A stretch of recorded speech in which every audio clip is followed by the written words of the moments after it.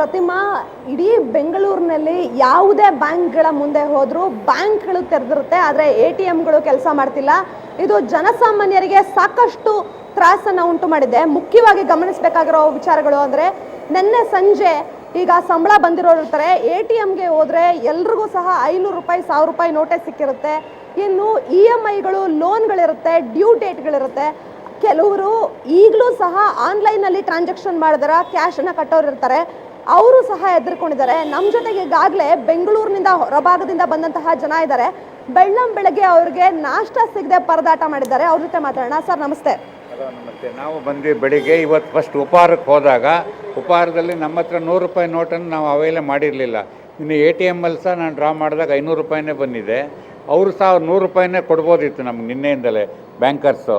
ಈಗ ಅವ್ರು ಸಹ 100 ರೂಪಾಯಿ ಬದಲು 500 ರೂಪಾಯಿನೇ ಕೊಟ್ಟು, ಈಗ 500 ರೂಪಾಯಿ ಹೋಟ್ಲಲ್ಲಿ ಕೊಟ್ಟರೆ ಅವರು ತಗೊಳ್ಳೋಕ್ಕೆ ಒಪ್ತಾ ಇಲ್ಲ. ಈಗ ನಾವು ಎಲ್ಲಿ ತಗೊಳ್ಬೋದಿತ್ತು, ಅವರು ಆ ಥರ ಏನಾದರೂ ಹೇಳ್ಬೋದಿತ್ತು ಇವತ್ತು ನಾಳೆಗೆ. ಈಗೇನು ಈ ಬ್ಯಾಂಕಿಗೆ ಟೈಮ್ ಕೊಟ್ಟಿದ್ದಾರಲ್ಲ 2 ದಿವಸ, ಅದೇ ಥರ ವ್ಯವಹಾರಗಳಿಗೂ ಟೈಮ್ ಕೊಡ್ಬೋದಿತ್ತು. ಎರಡು ದಿವಸನೂ ಅವ್ರ ನೋಟ್ಗಳಿಗೂ ಈ ಥರ ವ್ಯವಹಾರಗಳಿಗೆ ಎಲ್ಲರಿಗೂ ಕೊಡ್ಬೋದಿತ್ತು 2 ದಿವಸ ಟೈಮು. ಆ ಥರ ಅವಕಾಶ ಕೊಡ್ಬೋದಿತ್ತು. ನಿಮ್ಮಲ್ಲಿರೋ 500 ರೂಪಾಯಿಗೆ ಬೆಲೆ ಇಲ್ಲ, ನಮ್ಮಲ್ಲಿರೋ 500 ರೂಪಾಯಿ ಬೆಲೆ ಇಲ್ಲ. ಒಂದು ಈಗ ಎಲ್ಲ ಕಡೆನೂ ಮೋದಿ ಈ ನಿರ್ಧಾರ ಸರಿಯಾದ ನಿರ್ಧಾರನೇ. ಆದರೆ ಈ 500 ರೂಪಾಯಿ ಇನ್ನೂ 31ರವರೆಗೂ ನಡೀಬೋದಲ್ಲ. ಆದ್ದರಿಂದ ಹೋಟೆಲ್ ಮತ್ತು ಮಾಲ್ಗಳಲ್ಲಿ ಎಲ್ಲ ತಗೊಳ್ಲಿಕ್ಕೆ ಅವಕಾಶ ಮಾಡಿಕೊಡ್ಬೇಕಿತ್ತು, ಅವರಿಗೆ ಆದೇಶ ಮಾಡಬೇಕಿತ್ತು. ಈ ನೋಟನ್ನು ತೆಗೆದುಕೊಳ್ಳಿ, ನಾವು ಪುನಃ ಬ್ಯಾಂಕಿಗೆ ನೀವು ಡೆಬಿಟ್ ನಾವು SBಗೆ ತಗೊತೀವಿ ಅಂತ ಹೇಳಿ ಸರ್ಕಾರನೇ ಆದೇಶ ಮಾಡಿದರೆ ಆವಾಗ ಹೋಟ್ಲರು ತಗೊತಿದ್ರು. ಈಗ ಯಾರೂ ತಗೊಳ್ಲಿಕ್ಕೆ ಒಪ್ತಾ ಇಲ್ಲ. ಬಸ್ನಲ್ಲಾಗಲಿ ಮತ್ತು ಯಾವ ಮಾಲಲ್ಲಾಗಲಿ ಆಟೋದವರಾಗಲಿ ಯಾರೂ ತಗೊತಾ ಇಲ್ಲ. ಆದ್ದರಿಂದ ದಯವಿಟ್ಟು ಇದನ್ನು ಸರ್ಕಾರ ಆದೇಶ ಮಾಡಬೇಕು. 500 ರೂಪಾಯಿ ಎಲ್ಲರೂ ತಗೊಳ್ಬೇಕು. ಅದನ್ನು ಬ್ಯಾಂಕಿಗೆ ಯಾರು ಬೇಕಾದ್ರೂ ಕಟ್ಟಿದ್ರೆ ನಾವು ತಗೊತೀವಿ ಅಂತ. ಎಲ್ಲಿಂದ ಬಂದಿದ್ರಿ, ಯಾಕೆ ಬಂದಿದ್ರಿ? ಮೇಡಮ್ ಇಲ್ಲ, ನಾವು ಇಲ್ಲಿ ವಿಜಯಪುರದಿಂದ ದೇವನಹಳ್ಳಿ ಆಶ್ರಯದಿಂದ ಬಂದಿದ್ವಿ. ದೇವನಹಳ್ಳಿಯಲ್ಲಿಲ್ಲ, ಇಲ್ಲಿ ಇಲ್ಲ. ಕರೆಕ್ಟಾಗಿ ಒಂದು 4 ATM ಹುಡುಕಿದ್ದೀನಿ, ಎಲ್ಲ ಕಡೆ ಔಟ್ ಆಫ್, ಎಲ್ಲ ಕಡೆ ದುಡ್ಡು ಖಾಲಿ ಆಗಿದೆ.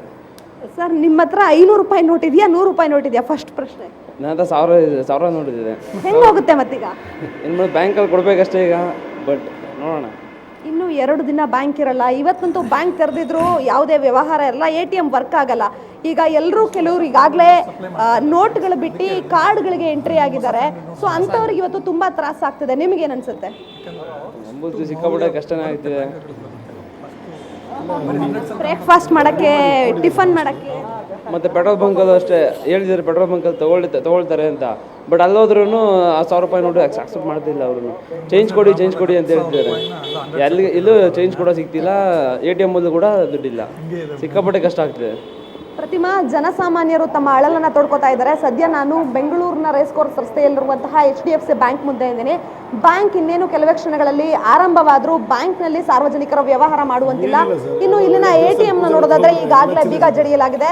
100 ರೂಪಾಯಿ ನಿನ್ನೆ ಸಂಜೆ ಸುದ್ದಿ ತಿಳಿದ ತಕ್ಷಣ 100 ರೂಪಾಯಿ ಅಂದರೆ 400 ರೂಪಾಯಿಗಳನ್ನು ವಾಪಸ್ ತೆಗೆದುಕೊಂಡವ್ರಿಗೆ ಮಾತ್ರ ಇವತ್ತು 400 ರೂಪಾಯಿ ದುಡ್ಡು ಉಳಿದಿದೆ. ಉಳಿದಂತೆ ಯಾರೊಬ್ಬರಿಗೂ ಸಹ ಇವತ್ತು ದುಡ್ಡಿಲ್ಲ.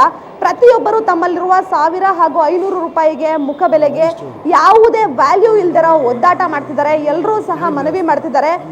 ಈಗಾಗಲೇ ಪೆಟ್ರೋಲ್ ಬಂಕ್ಗಳಲ್ಲಿ ಹಾಗೂ ಕೆಲವು ಕಡೆ ತುರ್ತು ಔಷಧಿಗಳಲ್ಲಿ ಸ್ವೀಕಾರ ಮಾಡಬೇಕು ಅಂತಿದೆ, ಆದರೆ ಅವರೂ ಸಹ ಮಾಡ್ತಿಲ್ಲ ಅನ್ನುವಂತಹ ಆರೋಪ ಸಾರ್ವಜನಿಕರನ್ನ ಅಸಮಾಧಾನಕ್ಕೆ ತಳ್ಳುವಂತೆ ಮಾಡಿದೆ. ಪ್ರತಿಮಾ.